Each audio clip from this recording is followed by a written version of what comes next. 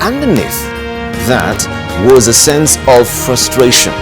The executive is getting its way through the House. Parliament, ideally the custodian of the public's interest, has been weakened and rendered willingly or unwillingly an appendage of the executive.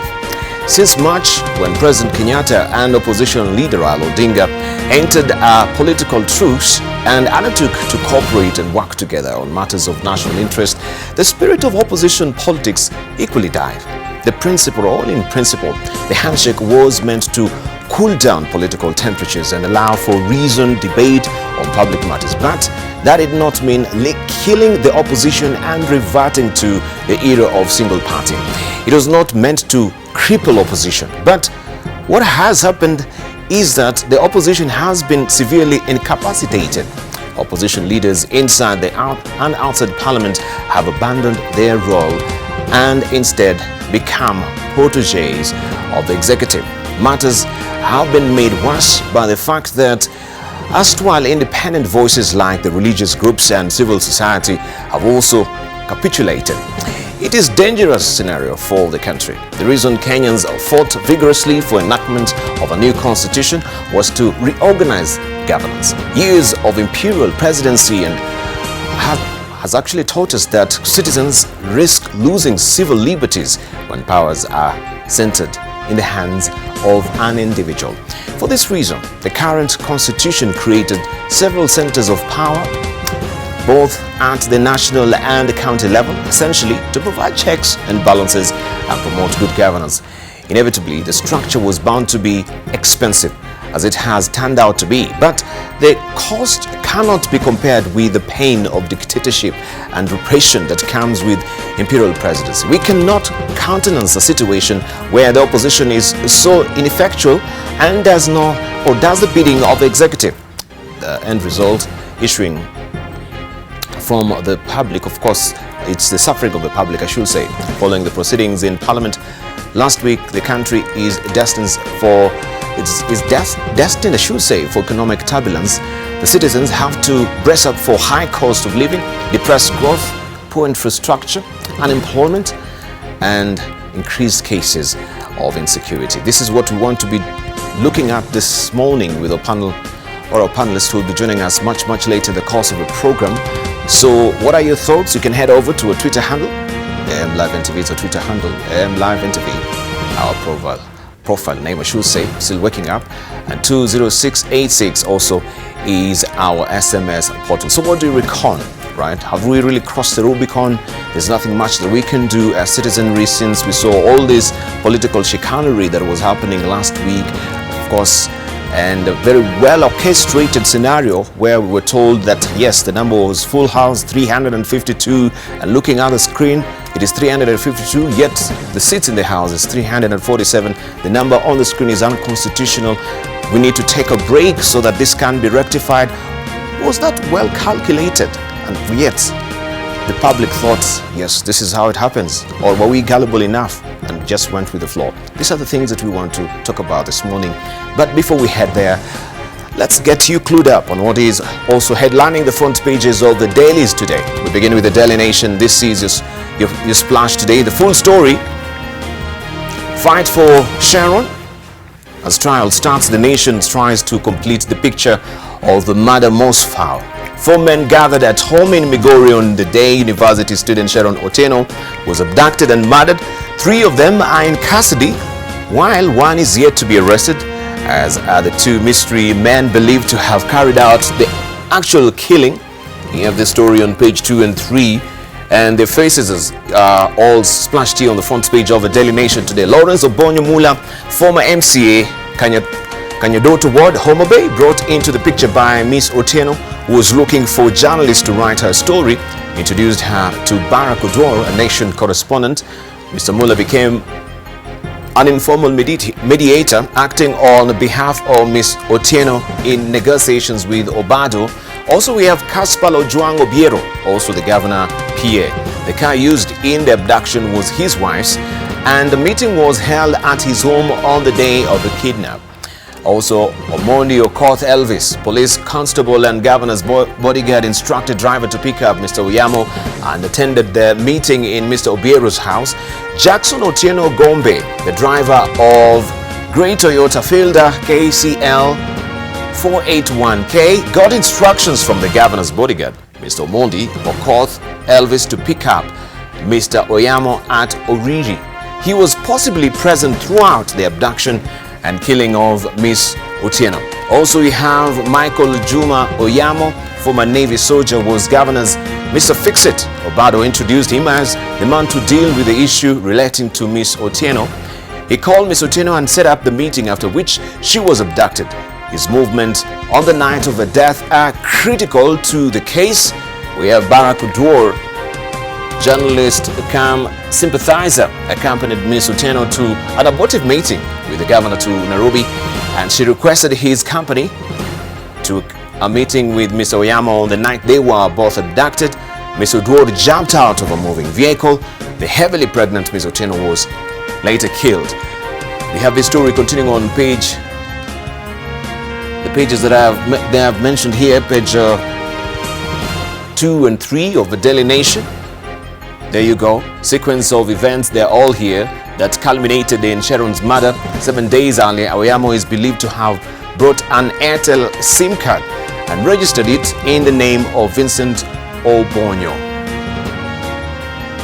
Alright, and then it goes on. Also, cruel death, portrait of family torn by loss of cherished mom, daughter Sharon Kin in fear after gang attack. Vocal anchor is another story as well.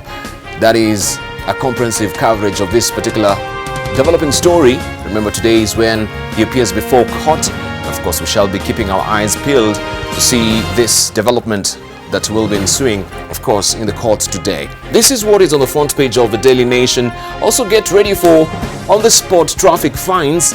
Motorists who flout traffic rules will, from next week, pay instant fines as the National Transport and Safety Authority cracks down on road indiscipline. And this story is tucked away on page 8 of the Daily Nation today. Also, SIM card switched off in cleanup. Thousands of mobile phones users have been thrown off network as telcos get rid of unregistered SIM cards.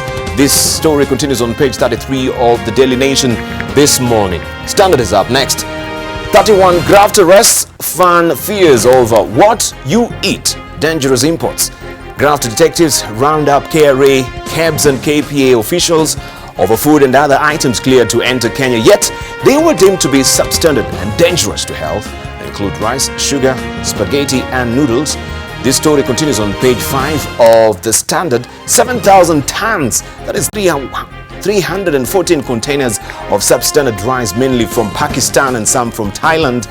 This is about 6.2 million kilograms. Also, containers 940 feet and 1420 feet containers of food that includes pasta, food supplements, pet foods, cereals, tomato paste, mixed fruit, jam, milk powder, coffee, juice and wheat flour.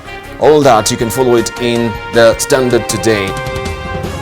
Also, Senator begin county sittings. Excitement galore in North Rift. 67 senators arrived to conduct sittings at the local county assembly town. It says town is awash, I should say, with senators' images on billboards, while the business community in Eldoret is optimistic about reaping big. That is what you want to follow on page 4 of the Standard this morning. Let's continue and see what the Star is holding for us. Obado ate Sukuma Wiki for 3 days. It says only wife, kids and close relatives visited Obado, who shared cell with 19 others. Migori governor to be charged with aiding, abating and financing Sharon Otieno's murder. This continues on page 4 and 5 of the Star this morning. You can see a related picture there. Migori Governor Obado's wife Helen Obado himself,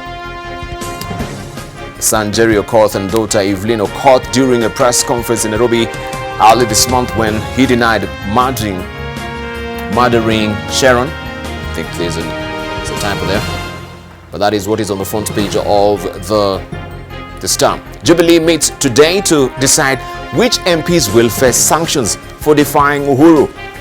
Jubilee is considering disciplinary action against MPs who defied President Uhuru Kenyatta's order and voted against his memorandum on the finance law.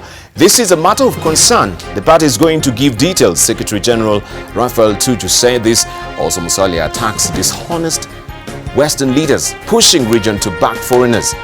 ANC leader Musalia Mudavadi has hit out at dishonest Western Kenya leaders. He calls mouthpieces of outsiders and told them to keep their advice to themselves. Stop lecturing me. I have been around politics long enough to know you are not honest. This is what he said. And you can follow this story on page 3 of the Star this morning. Let's try and see if I can actually lift up for you quickly what is on the front page of the People Daily. And this is your splash today. Senators reject Uhuru tax law, it says. New hurdle. Legislators fold proposals to slash 9 billion shillings from counties. Say it will undermine operations. This story continues on page 5 of the People Daily. About to be charged over Sharon murder is another story as well. And also MPs on sport for dodging wealth forms. Expose powers and privileges. Committee puts on notice 50 legislators, most of whom are well-heeled fast-timers to fulfill requirements. This story continues on page 2 of the People Daily. The Business Daily is up next, but let me see what we have also on the front page of Taifa Leo before we head to the Business Daily. Let's see if I can lift it up for you quickly. This is a splash today. Msaliti au mzalendo? That's a probing question. Wananchi wajiuliza maswali kuhusu kilichofanya mtetezi wa Wanjiku kugeuka mtetezi wa Jubilee. That is a story that is on the front page of the Taifa Leo today. Wafuasi wake bado katika maandamano akitarajiwa kotini leo. You can follow the story on page 2 of Taifa Leo.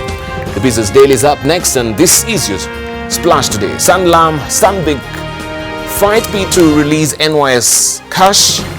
Investment Services firm Sanlam and Stanbic have quashed a court order that directed them to release millions of shillings that had been flagged as possible proceeds of a National Youth Service loot, arguing that letting go of the cash exposes them to severe regulatory sanctions.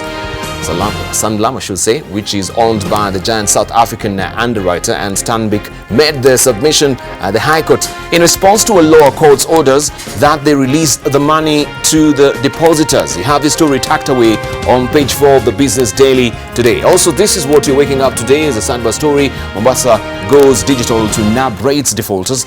The Mombasa County government has launched a digital platform that will help track defaulters who owe the county millions of shillings in unpaid land rates. That story on page 4 of the Business Daily. Also, telcos switch off illegal SIM cards. This is another story on page 7 of the Business Daily. 252 million shillings value of drugs that the Kenya Medical Supplies Authority says expired due to strikes by doctors and nurses.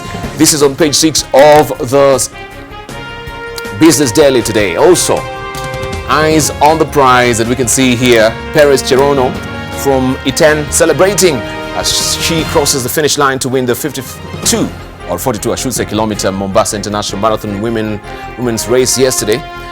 You can follow that story also inside the Business Daily this morning. Let's see what we have also across the border. We go to Tanzania, where everyone is in a whippy-teary mode, of course, with the disaster that happened with the ferry. A Terry nation buries ferry disaster victims.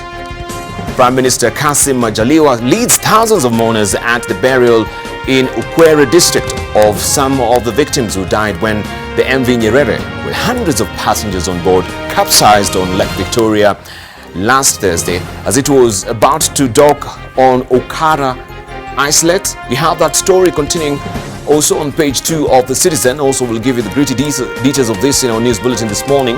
The number of people killed when the MV Nyerere capsized on Lake Victoria last week has risen to 224. Also, woman tells how she lived to see another day. You can follow her story on page 2 of the Citizen in Tanzania. And you can see a related picture there. Soldiers and emergency workers and volunteers burying some of the victims who died in last week's ferry disaster on Lake Victoria on Ukara. Also, you can follow that particular story on page 2 as I've mentioned. At least 224 people died in the accident. Chinese firms gives Tanzania pigeon pea farmers, new hope is another story that you can follow on page 19 of The Citizen. Still in Tanzania, Mwananchi is here for you as well. Maziko ya kitaifa, Waziri Mkuu Majaliwa aongoza waombolezaji Ukara, atangaza kujengwa mnara. You can follow that story inside the Mwananchi as well if you're waking up in Tanzania. Let's see what is happening in Uganda. Fresh queries over Bank of Uganda sale of Global Trust Bank. The audit with DFCU Bank 4 years ago. This story continues on page 4 of the Daily Monitor. Also, laughable smile there. Also, and also you can. Kadaga tasked the Parliamentary Committee on Equal Opportunities to look up all unrecognized tribes and groups so that they are helped. Also, death toll from capsized ferry reaches 224. This is what is on front page of the Daily Monitor as well. We now go to Rwanda, where we have also the New Times for you. Internet should be matched by safe, fair content. This is what Kagame is saying. And you can follow the story also inside on page 2. With access to the internet going up across the world, it is necessary to come up with strategies to ensure safe and fair digital content, President Paul Kagame has said. President Kagame, who is the co-chair of Broadband Commission, was yesterday speaking at the Broadband Commission meeting in New York alongside fellow co-chair, Mexican billionaire Carlos Slim. And you can see a related picture here. President Kagame and his Broadband Commission co-chair, Carlos Slim Helu, a Mexican billionaire, and the UNESCO Director General Audrey Azoulay posing for a group picture with commissioners and other delegates at the Broadband Commission meeting on the sidelines of the UN General Assembly in New York yesterday. That is what is on the front page of the New Times in Rwanda. The East African this week is holding this particular splash for you. Canada pulls out of funding deal for Uganda bombardiers. We're not participating. The credit agency first asked for a 2-week extension to deliver the term sheet. Uganda Airlines plans to take to the skies by April 2019 has run into another hurdle after the Export Development Canada, EDC, which had committed to funding the acquisition of its debut bombardier fleet, pulled out of the deal citing commercial reasons. You can follow all the gritty details of this on page 10 of the East African this week. Also, over 130 dead, and we know of course that number has risen, dozens missing after ferry capsizes off Mwanza. Navigating Lake Victoria has become a matter of trial and error, with ancient navigation routes dating back to the 19th century. You have the full report of this on page 4 of the East African this week. Also, you can read about Rwanda moving against unsafe mining, all that on page 31 of the East African this week. A quick look now on what we do have as the editor. The Star. This is what Victor has drawn for you. Freedom of speech doesn't protect speech you like. It protects speech you don't like. This is a quote from Larry Flint, and you can see that is what he's drawn for you. I leave it for you to decipher this. Also, let's see what has been drawn by Stano inside the People Daily. You should be happy with that. Of course, who wants to be happy with that? This is what Stano has drawn for you in light of what happened with the VAT. Let's see what also we do have in the Daily Nation according to Iga. And this is what Iga has drawn for us today. There you go. No tax or not to tax on social media and fair. These are patriots. Kulipa ushuru ni kujitegemea. That is what we have on the front page of or inside the editorial pages of the Standard of the Daily Nation, drawn there by Iga. Make sure you grab a copy of that as well. So those are the details as well. But before we head there, let's see what also we have as we have actually on the front page of the magazines as well, briefly, before we head over now to the news items. This is the African Report. Christine Lagarde, Managing Director, International Monetary Fund, the IMF is back. It says the new role for the fund as spiraling debt triggers alarm. This is what we have on the front page of the African Report. Also 200 banks exclusive ranking. You can follow their story inside the African Report as well. Let's see what we have on the African business. Football, when will Africa cash in? A probing question there. And also the National Geographic, the latest, the story over face inside the ground-breaking face transplant that has given a young woman second chance at life is another story that you want to follow. Fortune magazine is carrying this for you. Make the world great again. Right. How to profit while fixing the planet is all about the people profit planet, the PPP as well. It's not all about the bottom line. And also there isn't on the latest on the Time magazine, the new face of Europe. Matteo Salvini, Italy's immigration czar, is on a mission to undo the EU.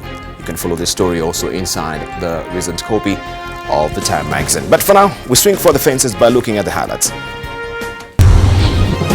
While still grieving, Sharon Otieno's family yet has another frustration. Nation buries the first victims of ferry disaster, all this in Tanzania. And 18 civilians died in DR Congo rebel attack. Sharon Otieno's mother says she is satisfied with the handling of investigations into the murder of her daughter despite continued threats and intimidation from unknown persons. With just a few hours before the Migori governor Okoth Obado is arraigned in Milimani law courts to face murder charges, some youth demonstrated against Obado's arrest. NTV's Seth Olale with the latest update on the pursuit for justice for the late Sharon. Melida Auma, mother of the late Sharon Otieno, clings to her daughter's picture as she hopes for justice.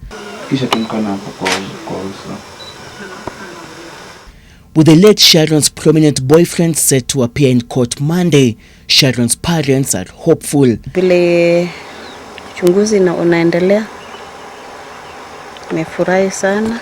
Hao watu wa halali, vile Sharon mwenyewe na baby Mashaka halali, hawa ma detectives pia halali. But there is a sense of unease in the home. The family has been receiving threats from unknown persons. The latest victim being Sharon Otieno's uncle, Victor Ochola. Ochola has recorded a statement to the police claiming he was attacked by an armed gang of more than 5 people who had an intention to abduct him. They had intended to bundle him into a car parked outside his house, but he escaped after raising an alarm and the attackers fled. Some other 3 guys came with pangas and in his sock. He struggled until they took his phone, his purse, na pesa, na ID zake imeenda. After the death of Sharon, quite tempting for the whole family. As Sharon's family appeals for protection, supporters of Okoth Obado took to the streets of the governor's hometown in Uriri, demanding for his immediate release. The group, which momentarily disrupted traffic from his Rapogi village to Uriri shopping center, claimed that Obado's detention and link to Sharon Otieno's murder was political. Watafute polepole. Hii haujaushika na mambo ya accounts zake. Tafadhali watoe governor, watufanyie kazi. However, some residents say the law should be allowed to take its course. It's a shame for us from Migori County to have a governor like that. Obado was arrested on Friday and he's spending the 3rd night at the Gigiri police station in Nairobi. He will appear in court Monday. The murder case implicating Okoth Obado is scheduled to start at exactly 9 a.m. at the Milimani Law Court situated right behind me on Monday. However, the Migori governor will be brought way much earlier for the case processing. Meanwhile, security is expected to be beefed up before, during and after Monday's session. Seth Olale, NTV, Nairobi.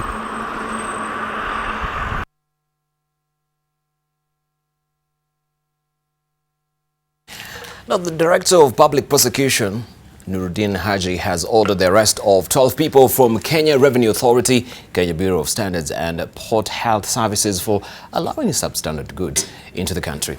The 12 are to appear in court today to answer to charges of willful disobedience of statutory duty, entering into an agreement permitting the release of substandard goods, abuse of office, breach of trust and neglecting official duty. The dozen suspects are facing charges alongside 8 companies. The imports that failed to meet the set quality standards but were unlawfully released for the public are rice, tires, fertilizer, adult diapers, among other goods. The DPP days, the goods entered into the country through the Kilindini port between December 2017 and June 2018.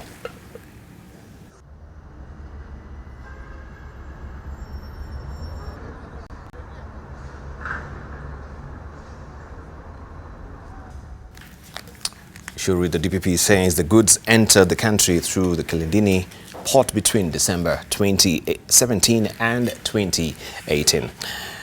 What was at stake if Parliament did not pass the presidential memorandum that had tax proposals? That is a probing question. Did the session have to be heated as it was?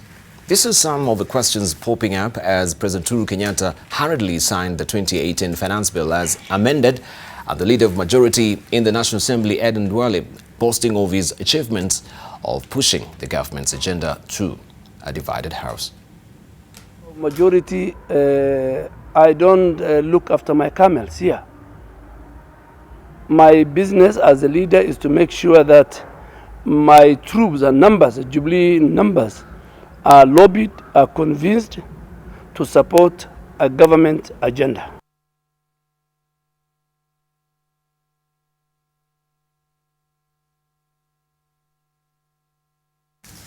Machakos County Governor Alfred Mutua has warned that starting next year, he will shut down buildings that do not have facilities that support people living with disabilities. Mutua was speaking during the Ohio Festival, where people living with disabilities from different counties met for fun and games.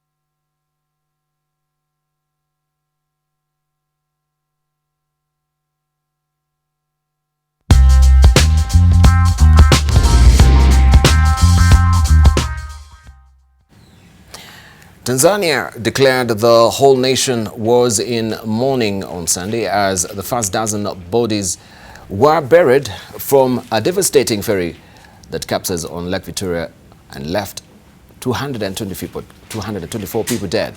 Prime Minister Kassim Majaliwa led national funerals on the island of Ukara, where the MV Nyerere had been coming in to dock on Thursday. He spoke of great mourning by the whole nation as the first coffins were placed in individual graves. Many of the victims are unidentified. The remainder of the dead were to be laid to rest later or taken away by families wishing for private funerals. The Prime Minister said a memorial will be built on Ukara. Hopes had faded of finding any more survivors 3 days after the disaster.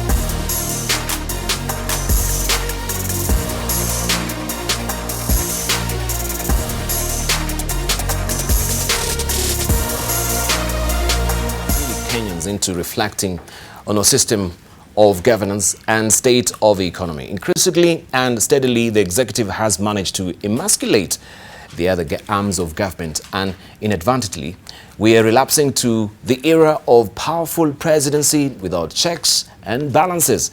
During the controversial vote on Thursday on the memo by President Uhuru Kenyatta, who had rejected the finance bill passed earlier by Parliament, the executive found its way through manipulation and coercion. MPs behaved badly when they realized they could not block passage of President Kenyatta's proposals. But underneath, that was a sense of frustration. The executive, I should say, is getting its way through the House. Parliament, ideally the custodian of the public's interest, has been weakened and rendered willingly or unwillingly an appendage of the executive. Since March, when President Kenyatta and opposition leader Raila Odinga entered a political truce and undertook to cooperate and work together on matters of national interest, the spirit of opposition politics equally died. In principle, the handshake was meant to cool down political temperatures and allow for reasoned debate on public matters. But that did not mean killing the opposition and reverting to the era of single party. It was not meant to cripple opposition. But what has happened is that the opposition has been severely incapacitated. Opposition leaders inside and outside Parliament have abandoned their role and instead become proteges of the executive. So what do you reckon, right? In light of this, we want to continue with the conversation. We want to also hear from you as well. You can head over to our Twitter handle. Our Twitter handle is AMLiveNTV. AMLiveNTV is our profile name on Facebook, and 20686 is our SMS portal. Let's get to discussing this, and with our panelists as well, whom I want to introduce this morning as well. We have with us Dr. Sharon Otieno, who is a global leader of Kenya Diaspora Alliance. We do have with us as well Senator Okongo Omogeni, who is a senator of Nyamira. Also, we do have with us Jeremiah Kioni, who is a member of parliament from Ndaragwa, also the chair of CIOC. We do have with us as well Governor Muthoni Njuki from Tharaka Nithi, and Samuel Pogisio also, who is a senator from West Pokot. Right, gentlemen, good morning. Good morning. Good morning. You can ask me for some tea first, so that actually you can get energized this morning as well. But let's just drill deeper now to this particular event that really happened last week. And I would love to hear for them that were actually in the House.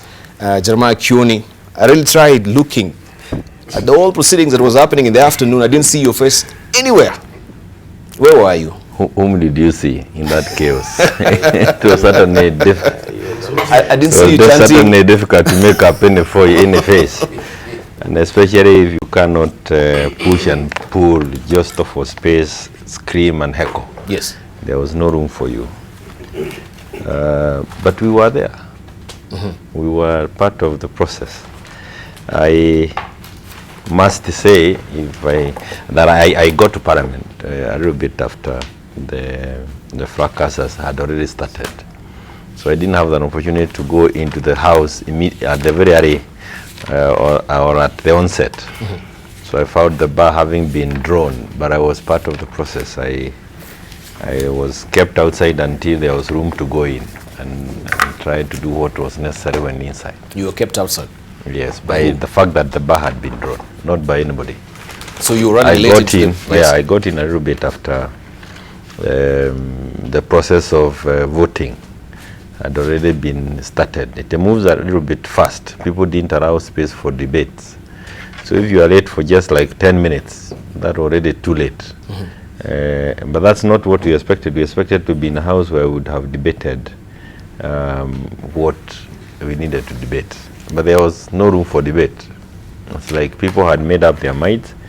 There are those who had decided we are just going to vote it this way or the other way, heckle people this way or the other way. But I think it's part of the process, unfortunately. All right.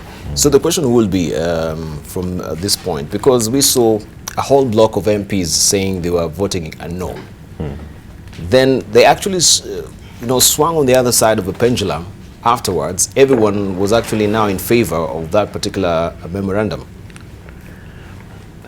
So we failed to understand, were these the same people who were talking about the voting it no? Then when we had this particular 15-minute break, coming back to the House, everyone now has actually, gone the other way, voting for that particular bill.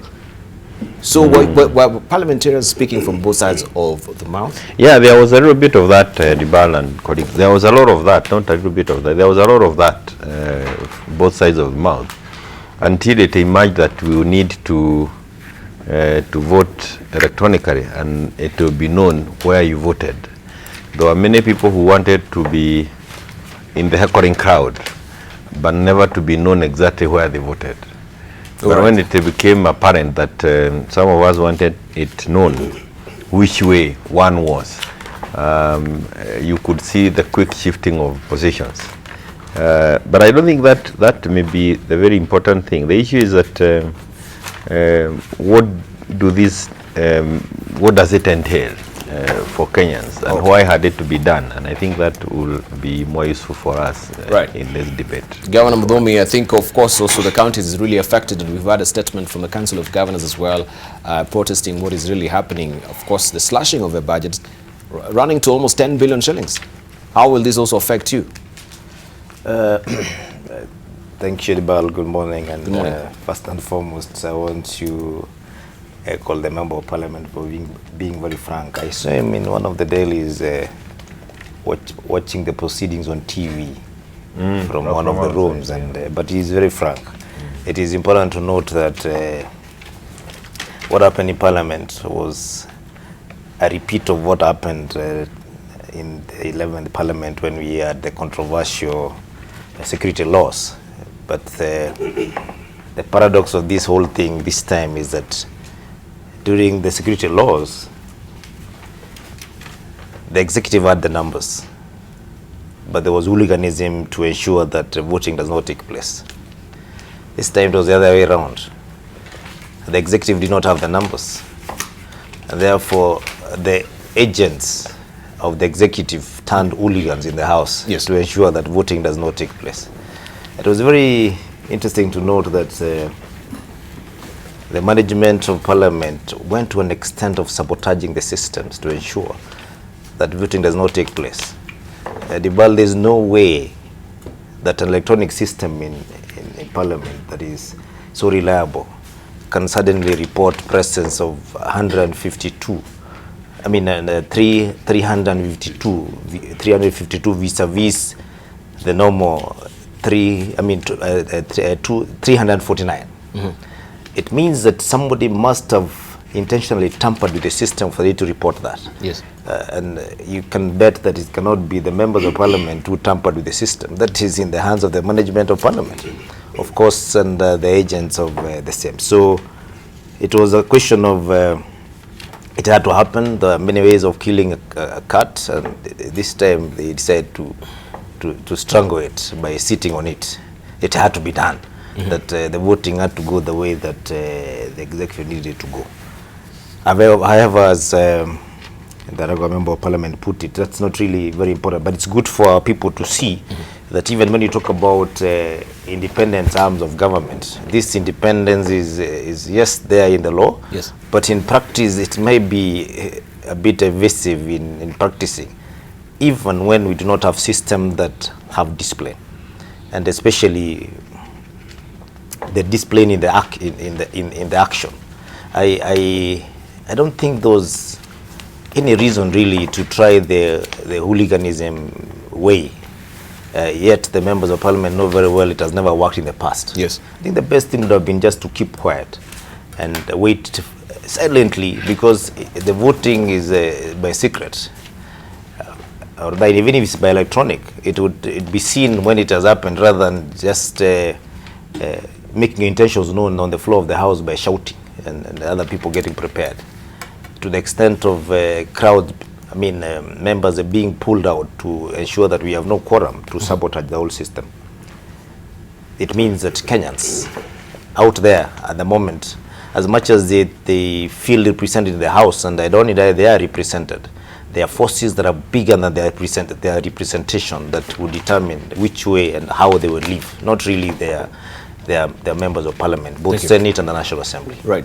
The implication into the counties is very devastating, actually, and you just watch the next few days. There will be a series of events that will make the services delivery very, very difficult in this country.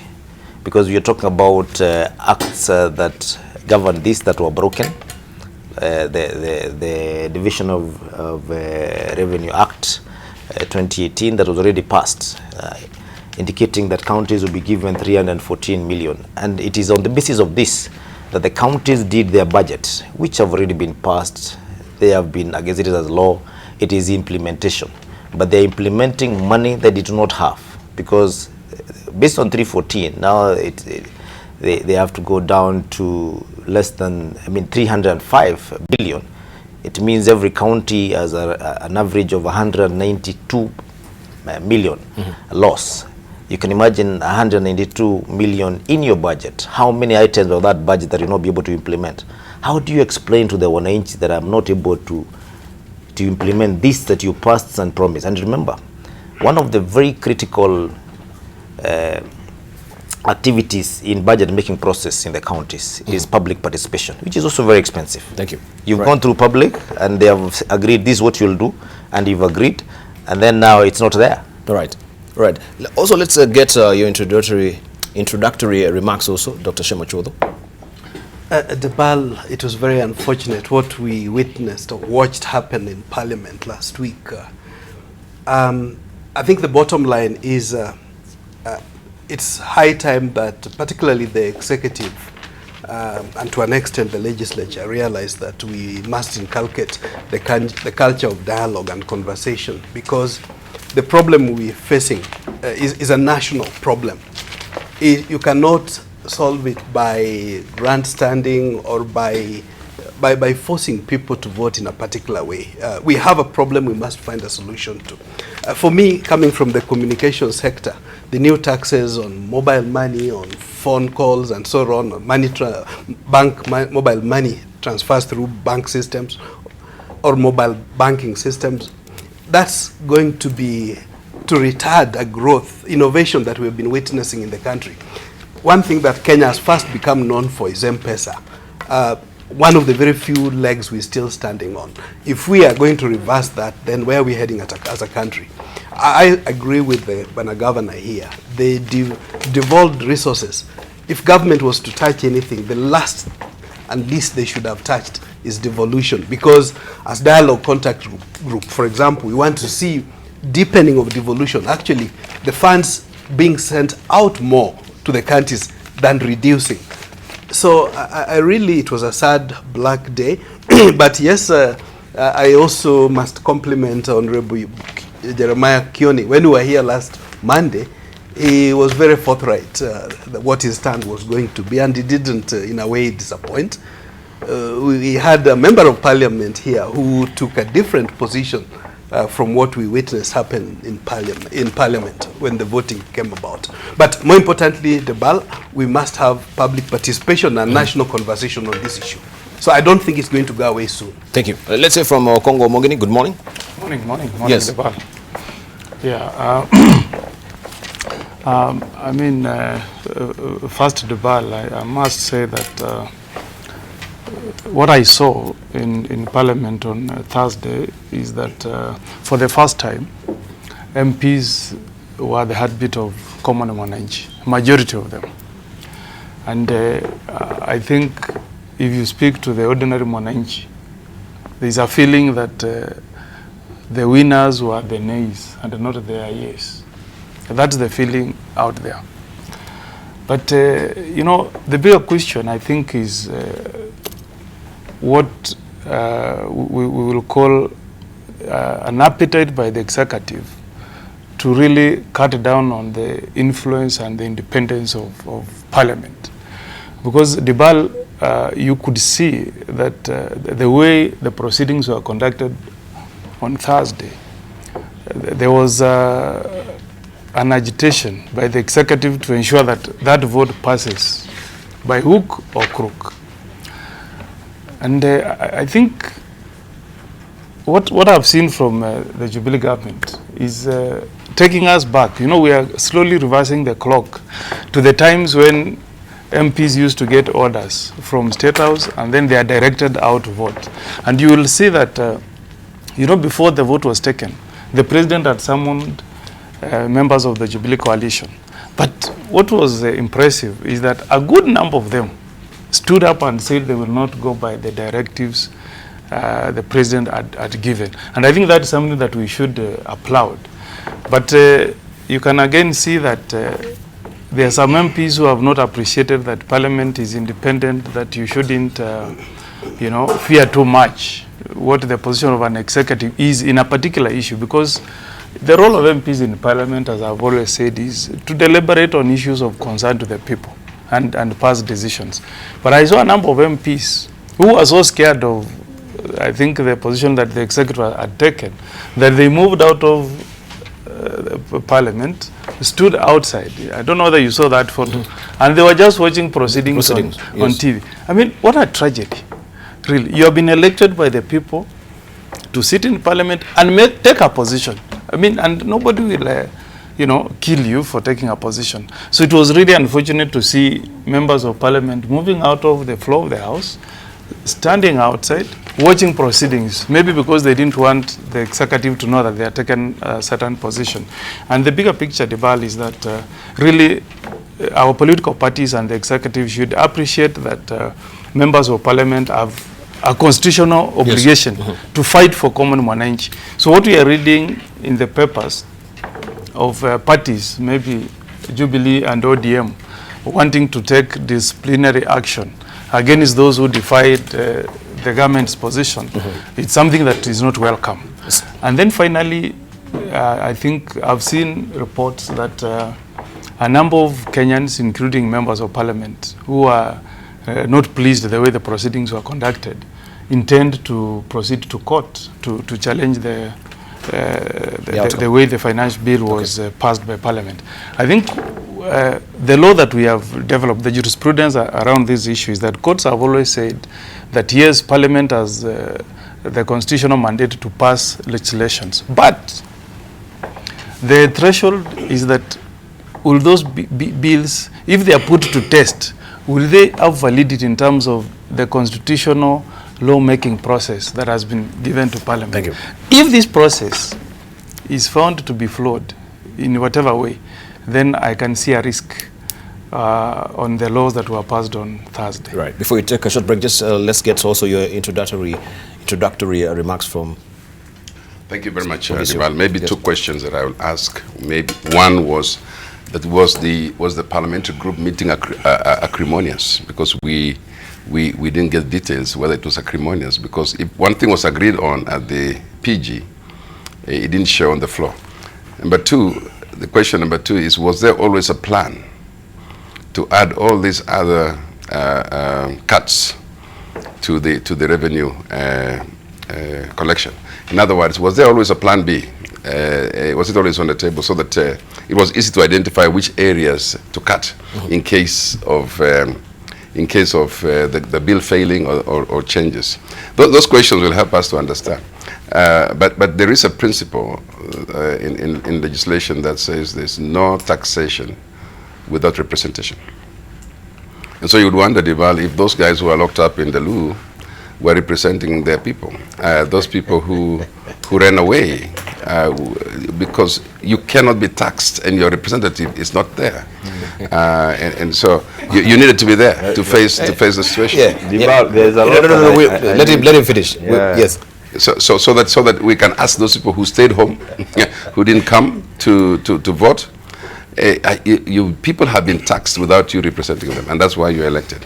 Right, but the probably question that maybe we need to ask ourselves as we take a short break is, how can a whole grown man, or for that matter a woman, be actually caught by the nape of a neck and the seat of their pants and be locked up in a toilet? Right? We don't believe that.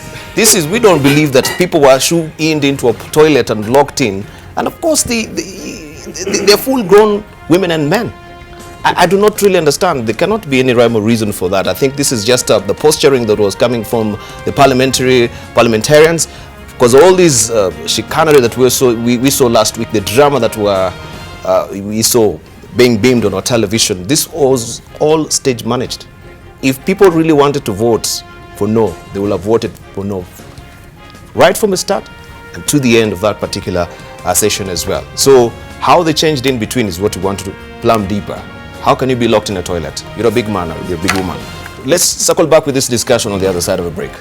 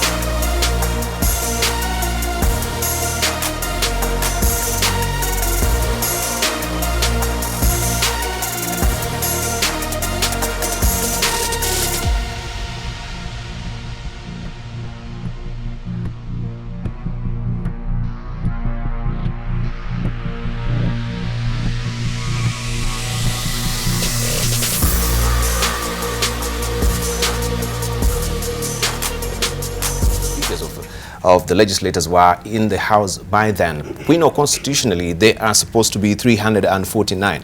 But we want to look right from the start, because I think following that, we had all these misgivings that the whole scenario has been stage planned, stage managed, that even the 352 itself, as you've mentioned, even that was particularly intent to create the whole scenario where we'll have a break, and then when we have a break is when now we're going to split numbers.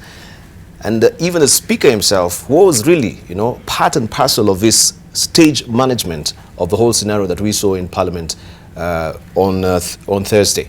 So let's just try and interrogate. So when we saw all this drama and people shouting and chanting, all this was for the public gallery, because we saw when the chair of the committee, she asked for Mlolongo to be done. No one really wanted Mlolongo. If they had the interest of Kenyans in their hearts, why didn't you go for Mlolongo in the first place? In the full glare of cameras and the media also beaming all that particular event all over the country. You know, the most difficult thing is to, because I can tell that I'm likely to be alone in a short while, even within this panel. But I get encouragement from the book of Exodus. It says that you don't need to be... you don't need to take solace in the Bible right now. You don't need to follow the crowd when they are wrong. And I want to say this. Or even perhaps perfect justice, just because there is a crowd on the other side. But let me say this. One is that it was clear to many of us, and those who are outside, like my colleagues who are not in Parliament, might have found the difficulty of understanding what the numbers were like. And I can tell you, without any doubt in my mind, the numbers on the government side were higher. When the Parliament started, there is a team that walked out, and that was on their device, perhaps on the leadership of Duale, and he has owned up to it. There are those he advised to walk out, but there are still those who remained inside, who wanted to vote with the government. So even the numbers that were within Parliament did not represent the side that wanted to defeat the government memorandum. And if I had been in Parliament a little bit earlier, I would not have left. I would still have been there to vote no, to trying and shooting down the president memorandum. So I can tell you again and again, the numbers on the government side were higher. And when the people, which is no and which is yes, the people who had thought of wanting to defeat the government, the president memorandum, when they realized that they don't have the numbers, they resorted to heckling. There was need for debate so that people could understand why is it that people are on this side and the other side. And one of the things that we want to say, Debarl, is one is that if you don't have 233 members on the floor,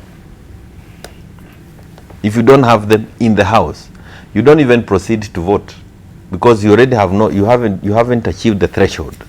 And that I think is the route the majority leader was following. Deny them the 233, then there will not be any need for a vote, because you don't have the number. You need to have 233 for you to proceed to voting. And that informed the strategy that was taken, that was used by Duale. But also, when you look at the whole issue, in the morning, and I sat through the morning, we discussed and agreed on the budget and the cuts and what we needed to fund, and we passed it. So in the evening or in the afternoon, you are supposed then to say, this is the money that we are supposed to use to fund what you agreed in the morning. And this is the level of dishonesty. Why pass a budget in the morning that requires X amount of money, and then in the afternoon deny the government the funds that we are going to fund what you passed in the morning? That was a really dishonest position taken by members of Parliament, and we kept asking them, but you were part of the debate in the morning. Why didn't you shoot down that debate so that we don't pass a debate that requires more funding than what we already have? Okay. And now allow me to say this. You know, all of them say things that are not all aimed at me. I mean, I am not sure that somebody would want to say that he was locked up in the toilet. That's a ridiculous thing. If there is any person who claimed that she or he was locked up in the toilet, perhaps she must be confused, or he must be confused whether she is a worker or a member of parliament or what. I mean, if the leader of majority would retort to locking people up in the toilet, he needs to be disciplined, because you cannot do that. But there is also something that we need to understand, Debarl, and this is also clear. If you are in the party, in the Jubilee party, the party that I'm in, this was a memorandum from the president that came, and it came also with the budget cuts, the cuts that we needed to do. And there was an opportunity to disagree and the PG, and members went to the PG, and I had said before I was in court, I would also perhaps have gone for the PG if I had not that court hearing. You disagree at the PG, but when you come to the floor, yes, you stop playing to the gallery, because that was all playing to the gallery. You had an opportunity to influence what was to be tabled on the floor of the House. When it comes to the floor of the House, then you go as agreed in the PG. And I want to tell you that all that was for the gallery, both sides. Anybody, the screaming that you saw there, you should allow debates on the floor. It is in debating, arguing your case, that you make sense of why you are elected. But it is not in screaming and shouting each other down. All right. But it also could easily have amounted to a vote of no confidence, by the way. The president has listened to you and told you, this is the way I want to vote, this is how I want to spend your money. Voting that can also be led to mean that you are saying, I have no confidence with the president. Finally, let me say this so that the others can contribute. This issue is even outside the budget. What we were seeing on the floor was supremacy battles. There are camps, political camps, that are emerging. And it is really, where are we headed? How are we heading to 2022? And people are looking for an opportunity to try and outdo one another, depending on which camp you wanted to place. And that's exactly, and that is why the numbers quickly dwindled. When a break was given, going back to the House, the numbers completely dwindled. All right, let's hear from Mudomi Njuki, and we look also what is the way forward. Debarl, I first and foremost want to really distance myself from what the Member of Parliament has said. Debarl, it is important to state forthright. The members of this bench who are seated here, right from the senator to the other senator, all these members have been to Parliament. And therefore we understand the procedures, we know the geography and even the structures in the Parliament, and even the standing orders as per se. And therefore let the Member of Parliament not try to confuse Kenyans by implying that the executive this time had numbers that were meant to vote in support of the changes, because that is not true. I will say this. I will say this. Let me finish. I will say this. The procedure he talked about for voting, where he said that they were defeated. I mean, the people who wanted to support the bill were defeated, and therefore numbers had to be reduced by Duale. It is important to note that the voting is not just done by Mlolongo. There's a system of voting, and it is important to follow the events of the day. That the first voting was through the nays and the yes and the no, the ayes and the nays. And for that to happen, the speaker must have ascertained that they had the quorum, or they had the numbers to vote for that particular the particular clause at that particular time. But it is only when they disagree on whether the nays or the ayes have had it that someone over 35 have to stand up and say we want a division. And on the division being called, that's when you vote electronically. And for the speaker to agree for the division or to vote electronically to take place, then the numbers also must have been there. That is the second instance. And that is when now the executive must have decided through the agents to tamper with the system so that instead of having the 349, the system could allow 352 to vote, showing numbers that did not exist, which was a second sabotage. And it's good to be very frank here.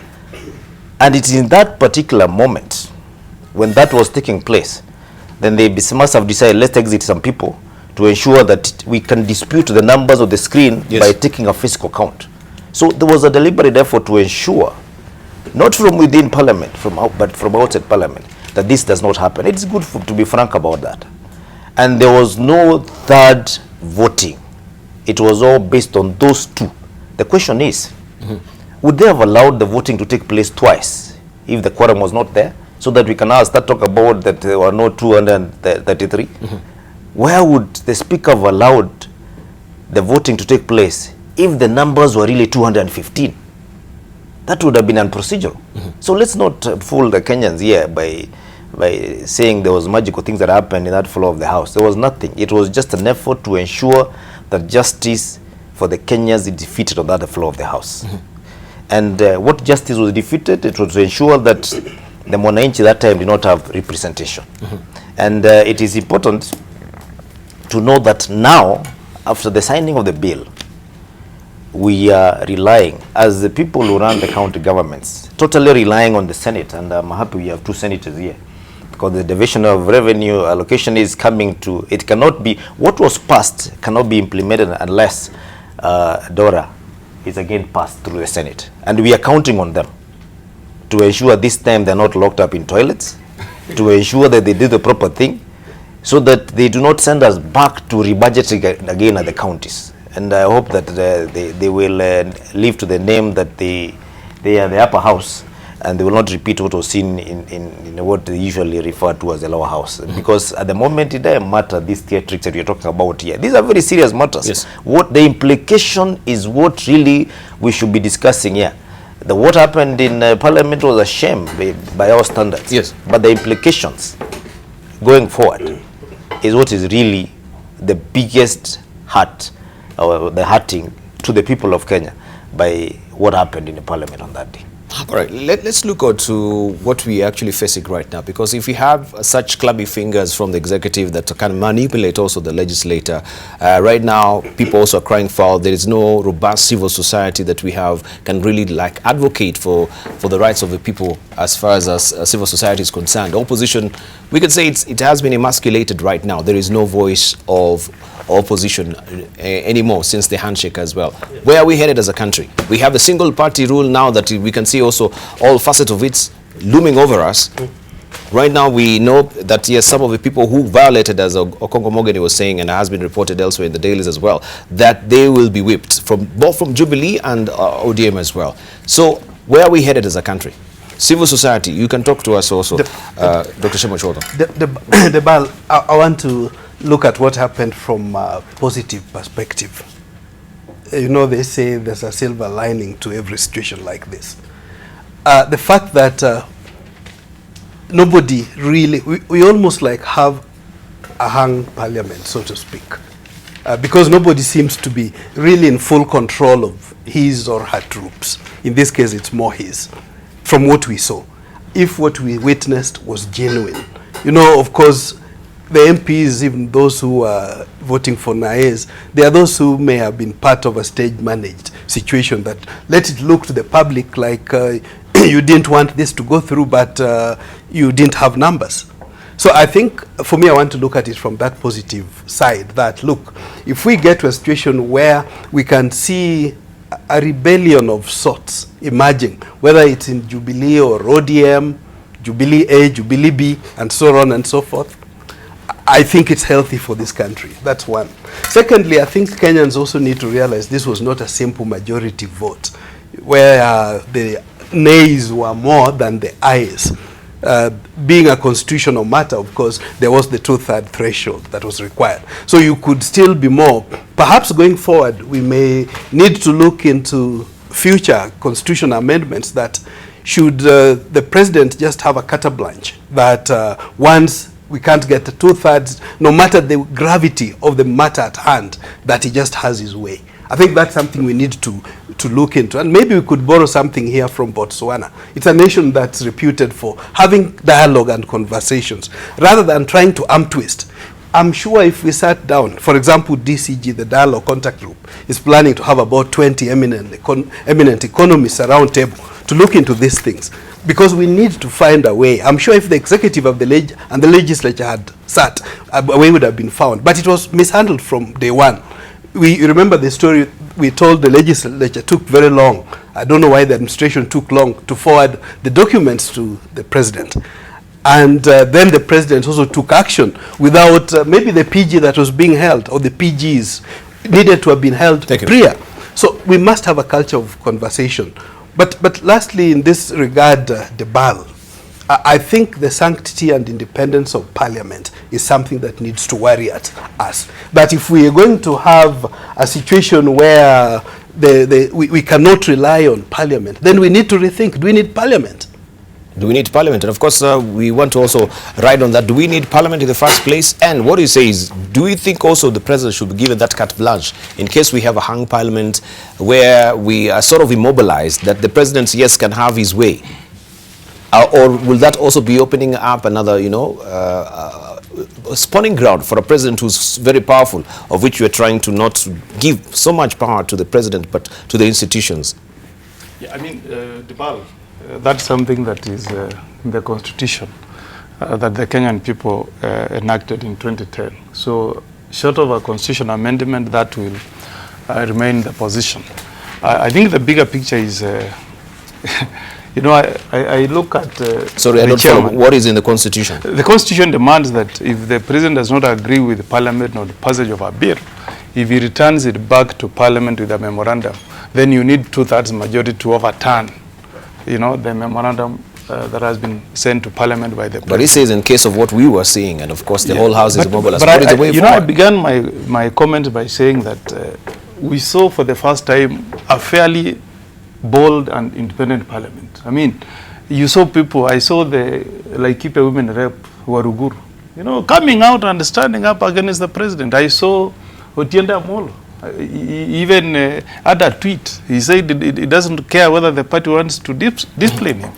That's a very good sign, and I think we should applaud some of these members of Parliament who have come out to show that they are independent, and that on an issue that touches on Kenyan people, they will vote not on party affiliation, but on the side that represents the public. Yes. And I think that's what all these MPs who are standing up against their parties, they were trying to stand on the side of the Kenyan people. And Debarl, I want to tell you, let's tell these parties that we don't want this primitivity of thinking that you can put people into a box and stop them from thinking. Even in the US, you saw when President Bush was presented a vote to the House whether they should start war against Iraq. Hillary Clinton defied the Democrats and voted with the Republicans, because she said that's an issue that she thought it traverses beyond party lines. And I've seen the late McCain voting against the Republicans on issues he didn't believe in, like the Obama healthcare. So we cannot allow this trajectory by the parties, big parties like ODM and Jubilee, that if you vote against a position of your party leader, then discipline should be taken against you. That's something that we shouldn't allow. But again, the bigger picture on the way forward, Debarl, if you read the Constitution, especially Article 109, let me see if I can get it very quickly. There is a very interesting thing that took place, in that money that had been allocated to counties, and we had already passed the DORA, CARA, and the disbursement schedule. The implication of this memorandum by the President is that we are going to take away 9 billion from the county governments. Now, what Article 109 says is that a bill not concerning county government is considered only in the National Assembly. A bill not concerning county government is considered only in the National Assembly. Now, really, you can't say that this particular bill is a bill that does not concern county assemblies. Because once you once you put a clause that takes away 9 billion from the county governments, then you have touched clause 109. Now, the next clause that will come in is clause 110. Now, when you have a bill concerning county government, and it has been passed by the National Assembly, the Speaker of that House shall refer the bill to the other House, which is the Senate. Now, Debarl, what we have is a situation where this particular bill was passed by Parliament, and I don't know whether it was at night or during the day. At night, somebody rushed it to the President, and the following day, it was assented to.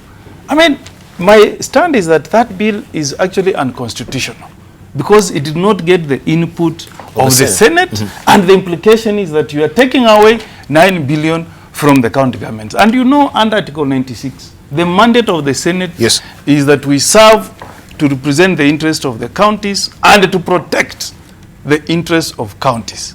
Now, if you take away 9 billion without involving the Senate, isn't that unconstitutional? And I want to tell you, Debarl, that there is an opinion by the Supreme Court. You can read it. Advisory number 2 of 2013, where the Supreme Court gave an advisory and said that that mandate that has been given to the Senate is broad. And it's through that advisory opinion that the Senate started to have an input on DORA, distribution of county revenue. Before then, the view of the Parliament, of the lower house, let me say, so that we have a distinction between Senate and Parliament, was that the Senate did not have a say. So what I'm saying this morning is that the process that took place on Thursday, first and foremost, is unconstitutional because the input of the Senate was not there. And when now we will be invited to make amendments, because we must make amendments to 3 acts, the DORA, the CARA, and the disbursement schedule. We will not assent to that because we cannot pass acts which, right from the beginning, went through a process that was unconstitutional. My take is that if this process is put to a constitutional test, it will not pass the validity. It will not pass the validity. So are we opening up Pandora's box as far as the move is concerned, as it raises, of course, very poignant point that, 9.1 billion, that is a tidy sum of money taken away from the counties, and they did not really have their input as well. Senator Pogiso, I don't know, do you hold with this view that this was unconstitutional? And if at all it was unconstitutional, which way to go? Debarl, you know, for every bill that, if you really want to deny the Senate the opportunity, you have to print on the bill that this bill does not concern counties. So can you imagine that bill saying that when actually the counties are going to suffer as a result of even signing this particular law into act? So I am of course I support my colleague there because he is an expert in the Constitution, and also because I also do believe that there is a problem that's going to come between now and the time of implementation, which is of course immediate. But you think counties, have already laid down everything for themselves, and they are ready to use the money, and then all of a sudden you're told the money is not coming. But that notwithstanding, Debarl, even the population, the Kenyans, must also be given an opportunity to represent views, for matters that are going to affect them. And all I'm saying basically is that although it was a crisis that the government had to surmount, it was a crisis that the Speaker had to surmount. I mean, it was a crisis that the leader majority had to surmount, because it was a do-or-die kind of situation. But do-or-die for who? In this case, priority is, who is the priority in this case? So those are the kind of things that we need to interrogate and properly deal with. The Senate now is going to sit in Eldoret for the next week, and these matters are going to come up because it's going to be an issue. But also, I'm sure county governments are going to get together and something is going to brew. So, was it necessary to just avoid keeping, to completely ignore the other house and go straight to signing into a bill? In fact, there was so much hurry in trying to get signed that you know, they forgot that there was one more step, which is to get the other house to concur. So are we seeing a sort of a chink in the armor, that there is a handy opportunity, of course, maybe to come with a remedial measure of this particular bill? Because many Kenyans think, oh, now, yes, this is gone, it is past the Rubicon, there's nothing much that we can do. But if at all there is an issue of constitutionality with it, that it's not really, you know, passing the threshold as far as the Constitution is concerned, then what does it portend? That yes, the Senate or someone or a citizen will move to courts and say this is unconstitutional, right? And maybe we should reverse the passing of this particular bill. What really happens if the bill is actually has been enacted, assented to by the president? I hope I have enough time, because how much time are you giving? Every one of these has an issue that I would want to rebut. Could we focus? I think yes, I want you to focus on the important point. One of the things, Debarl, that is here. Just a moment. Just a moment. One thing for sure, I must tell my colleague, the member of parliament, that we are not the subject matter of his contribution. That's the ones raising the issues. Governor, do you have something that is in it, so that we can give Jeremiah? You know, that is just a moment. No, you will. Just a moment. Very briefly. Before you speak, I just wanted to comment very briefly to support what the senator for Bwana Mugeni has said. That more than two articles of the Constitution are violated in this particular case. Article 189 that provides a consultation between governments on a matter like this. Article? Which is 189. That says that the governments need to consult when we have an issue of this magnitude that affects both governments. And that is why the Intergovernmental Economic Council, the IBEC, has been put in place to ensure that we have negotiations between the county and the national government before a change like this takes place. And that never happened. And these particular cases were just bypassed, and it just went to the National Assembly straight away, and it was signed into law the following day. You also look at what the Senate passed in DORA 2018. It is very clear that these monies, or rather the funds that are normally allocated to the counties, is normally based on a projection of what the revenue is going to be. And it says very well, if in the projection, when the actual collection of revenue it falls short of what was projected, then the county government is not supposed to be affected. In this particular case, the shortfall should be borne by the national government. But if there is more revenue collected in this particular case, then the beneficiary in this case should not be the county government but the national government. And that is clearly what it says in the Act in Part 5.1.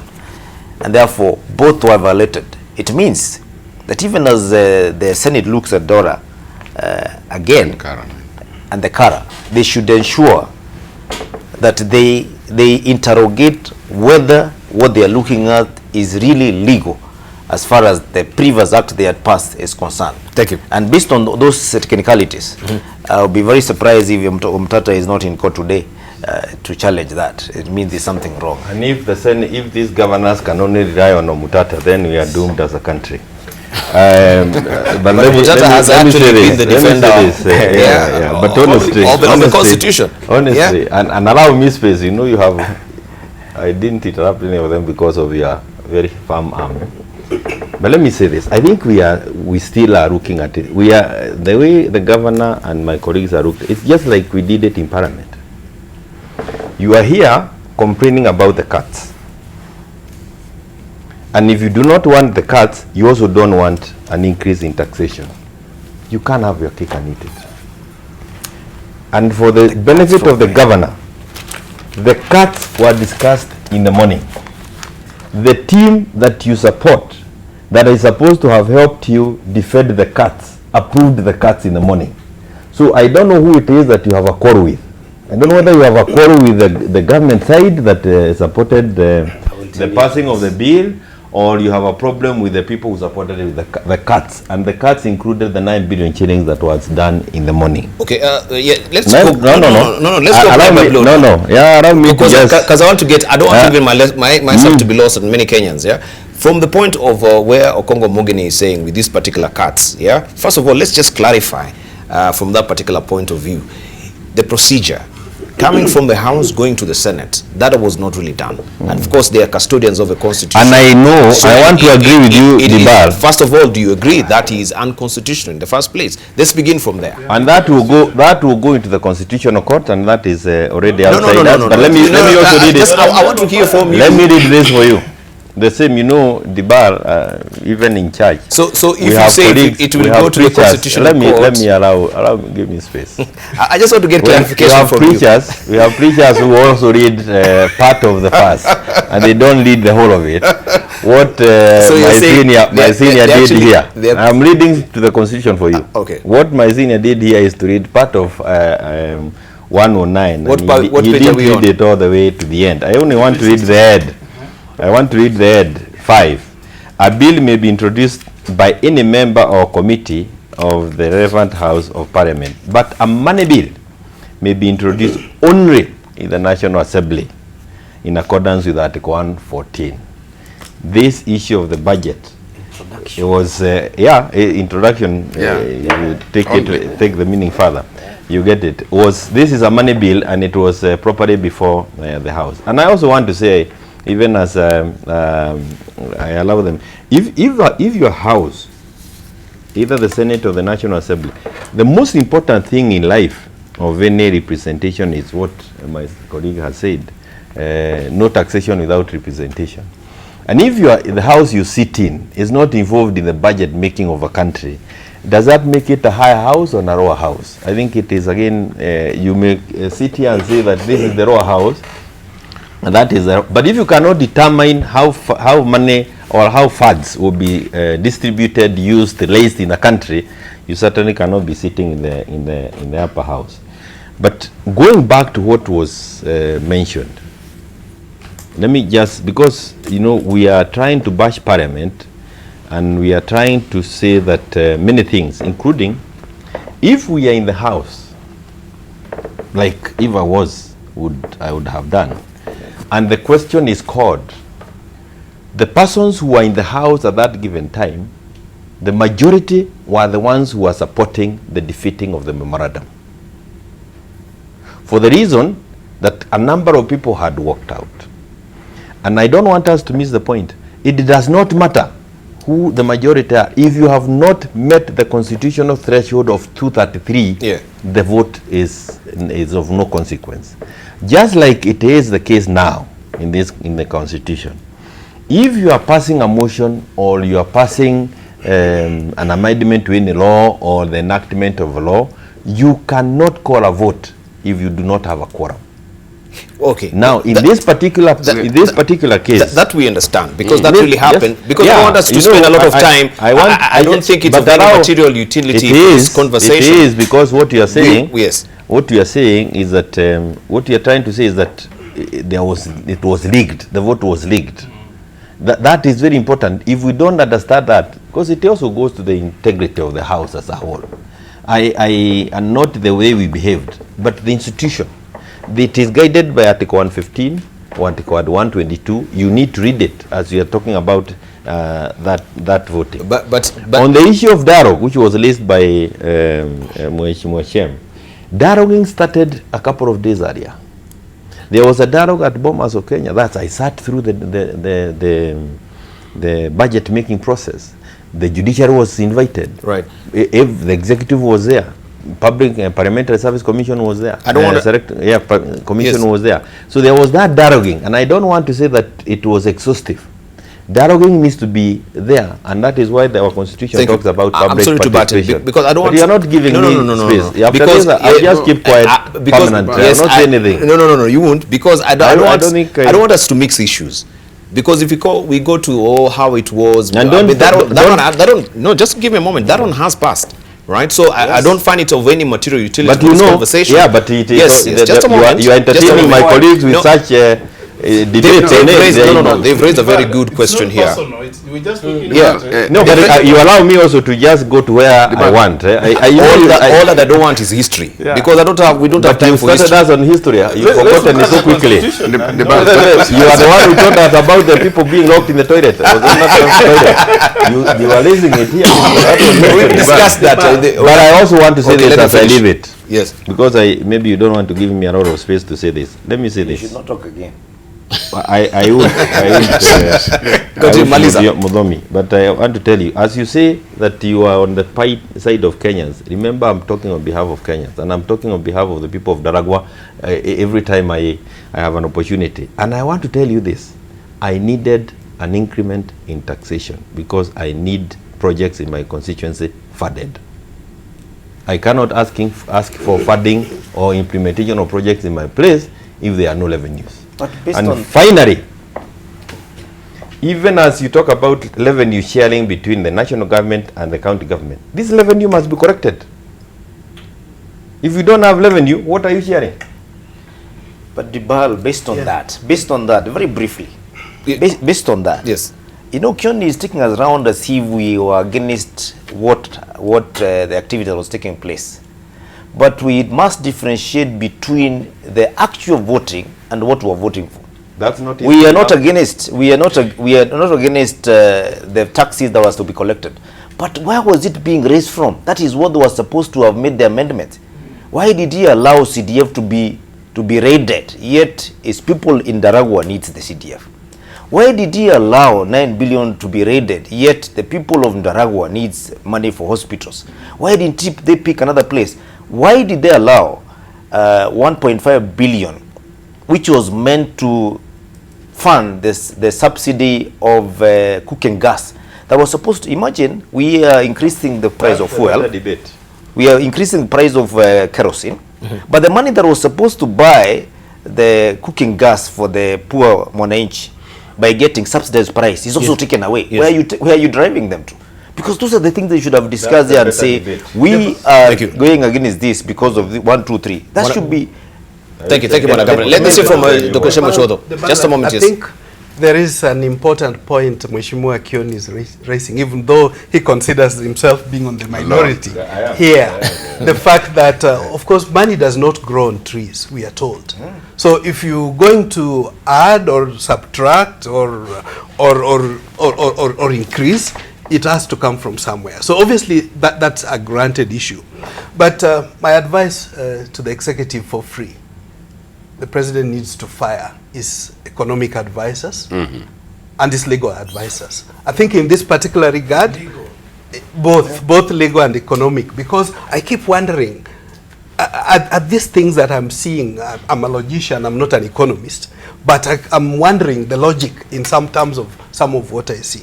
I say this because I'm concerned from day one. I would say this budget process, the finance bill process, the budgeting process was flawed for me from day one, because there was never sufficient public participation. Mheshimiwa Kioni is saying there was a meeting at Bomas and so on. Then my challenge to the legislatures is this aspect of public participation, which is so important in our constitution. Although there are some statutes about it, I think we have not gotten it right. Personally, and many Kenyans I know didn't participate in the budget making process. And Debarl, you are raising the issue of civil society. I think the comfort Kenyans need to have is civil society may have been muted, but they are reorganizing. So I don't think it will be too long before we start seeing them. Just recently we had the religious You're reorganizing, yet some very pertinent issues are really passing, you know, yes, under the bridge, like what really went down the tubes with this particular legislation. Just last week, what sort of reorganization are you talking about? The religious leaders at the National Dialogue Conference, they spoke about against these taxes. So it's not that civil society is totally mute. We were hoping that government would work with us to achieve what some people call TKWW, the Kenya we want. Right. And in that particular regard, Debarl, I cannot fail to mention the issue of the fuel prices. Even though we are told taxes were lowered from 16 to 8%, when you go to fuel, I haven't seen that commensurate tax or price coming down. I think the aspect of trust, the aspect of fidelity to the law, These are issues that we must internalize and make sure that the regulatory bodies ensure that if whatever little that Kenyans has been ceded to the Kenyans is implemented. But we're in a situation where even that is not happening. Lastly, I wanted to say, I wanted also the executive to take advantage of what's happening, the chaos in Parliament, the outcry that's coming from Kenyans on social media, everywhere. The president let him tell IMF, look, my good people, even though I wanted to work with you, Kenyans have rejected this. I would not want executive to take it in negative light. It's a positive thing they should take advantage of. All right. Okay, let's hear from Senator Pogisho, because of that chaos in Parliament was deliberate. Well, Debarl, what you have seen happen is a bill passed under very acrimonious and very unclear circumstances is now an act of Parliament. Okay, so it's already affecting us. So we should be thinking to ourselves, the end justifies the means, but to whose advantage? In this case, are we becoming more executive oriented rather than the people oriented? And I think that we have to deal with that. There's a weakness which, in my view, must be addressed. It's in the economic and finance corner or sphere of our government. And I think we need to look at that. We need to see why it is easier to affect the people than to deal with the theft which is going on, the amount of money and leakages in the system. It is easier for us to deal, it should be easier for us to deal with blocking all these leakages. And actually revenue is not about just collecting, it's about stewardship of that revenue, and also how much you manage the leakages. And if you find that you're still adding more water to a leaking container, I mean, what kind of economics is that? Right. So we're going to have to deal with those situations in that sense. Now that it's beyond us, we must now find a way in which if it can be salvaged, fine. If it can be reversed, some of the things, fine. But eventually, the interest of the common man, the interest of the Kenyan, the Wanjiku as they call, it should be the forefront. Thank you. Yeah. So back to you, Senator Okongo Morgan. Is there any redeeming hope on salvaging this particular act right now as it is? Since it's an act, does it mean then that's it? We've crossed the Rubicon, water under the bridge, there's nothing much we can do? And if you're raising questions of legality, that is unconstitutional, the way it went, and we don't get the broad picture, maybe you can clarify for us so that we know who will go to the courts. Is it okay or Mutata? Will the Senate also move to court? Maybe this will be also one of your sittings when you deliberate this in Uasin Gishu for your first, county sittings as well. Yeah, first, I like the comment by Mheshimiwa Kioni. He said if they made an error in applying the Constitution, they have said the Constitutional Court will deal with it. And that's a good, I don't know whether to call it a confession or realization. It's a good realization that somebody will check when there is an abuse of the Constitution. And I think Debarl going forward, that is, I think, the option that is option number one. Because you see, clearly, in terms of procedure, there was a deliberate plan to ensure that the Senate does not have a say in this.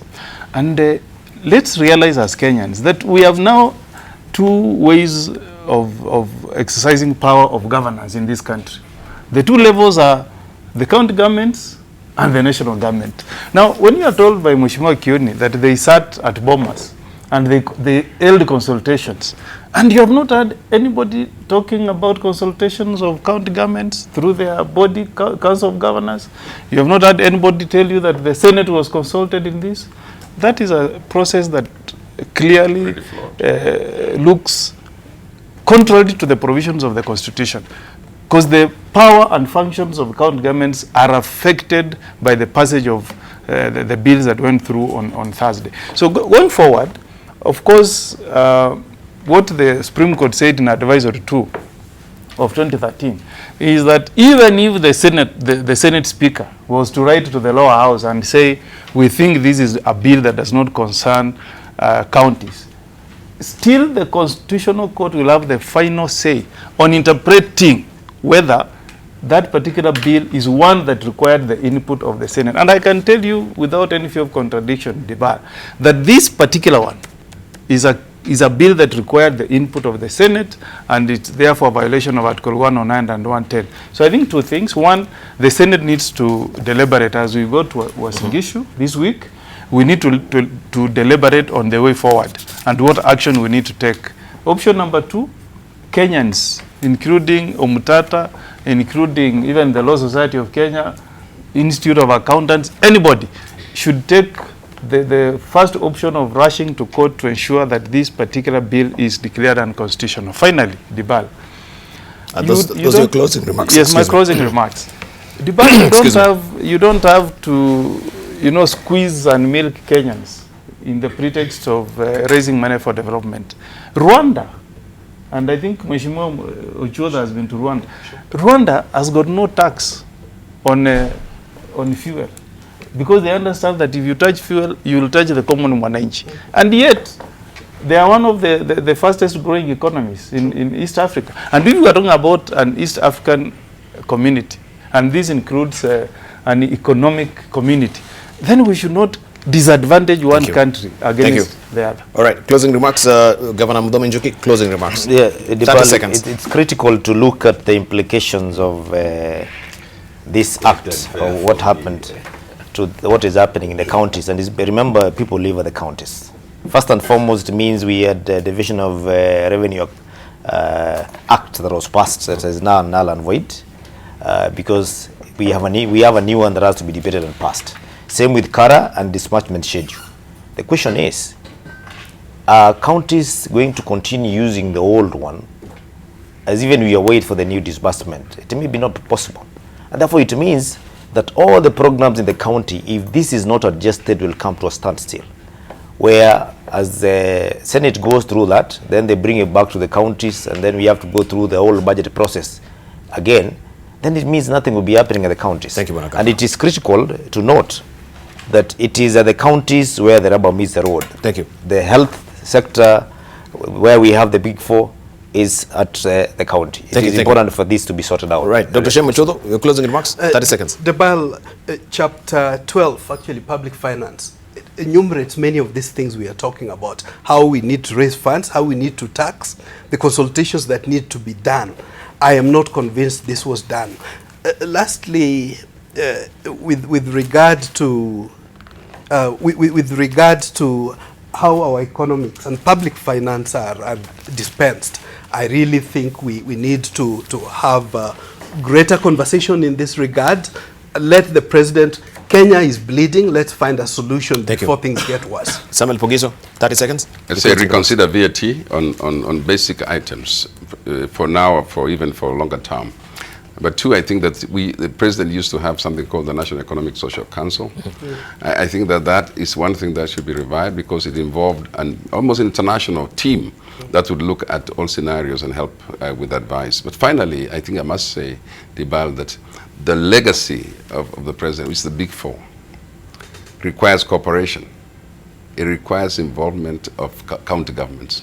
It requires, and therefore, these things must be balanced when it comes to considering budget cuts. Thank you very much. Jeremiah Kioni, your closing remarks. One is that I think it is important to recall that we were dealing with a presidential memorandum which had timelines, and when you have those constitutional timelines, the level of consultation is must be within. It's defined equally by those timelines. Two is to say that when we say that we are at Bomas, it was the budget committee that was at Bomas. Again, they invited those they invited. And as I conclude, three is when you say that there were chaos in Parliament, it's always good to find out who caused the chaos. If I'm there and I want to speak, and you want to deny me an opportunity to speak, and when we go to voting, I still defeat you. The fact that I defeated you does not mean that I caused the chaos. You caused chaos because you did not even want to be defeated in a debate. If you are mature enough, you allow a debate to progress, to proceed in Parliament. Thank you. And it is important that proper analysis are also done by the media. And finally, I think the most important one is, which we did not discuss, is the cuts and why the cuts. Why was it done here and not here? That is a very important debate for the next forum on Monday as well. I want to thank you very much for also your input this morning. Thank you for your insight. I really do appreciate. I'll be remiss if I don't read one or two tweets before we wind up from social media. We have Nyamogo Gogni saying the only justice that MPs can do for innocent Kenyans is to condemn and genuinely fight corruption by supporting the EACC fully without politicizing their actions or his actions whenever one of their own is being pursued. Also, we do have Elijah here saying Kenyan MPs are the worst hypocrites. They take sides when necessary. Just remember the story of Peter and Judas in the Bible. Also, Judy Moredi saying, well, the way the great man has the Constitution closest at hand, I hope it's the same. He has the Bible verses and chapter in him. Tell Mdomi Njuki is doing a good job in Tarakanithing, and we miss him also on Twitter. Well, there is, you go, Governor. And Nyamogo, I think I read yours. Let me just read one from Governor the Dreamer. The Constitution of Kenya is a law for rulers and people, equally in war and in peace, and covers with the shield of its protection all classes of men at all times and under all circumstances as well. Just a few of your tweets as well. I can see enough of them. But the conversation continues on social media as well. Let's see if the Senate now will be our hope as Kenyans as far as the Constitution is concerned, going by Article 109 and 110 of the Constitution.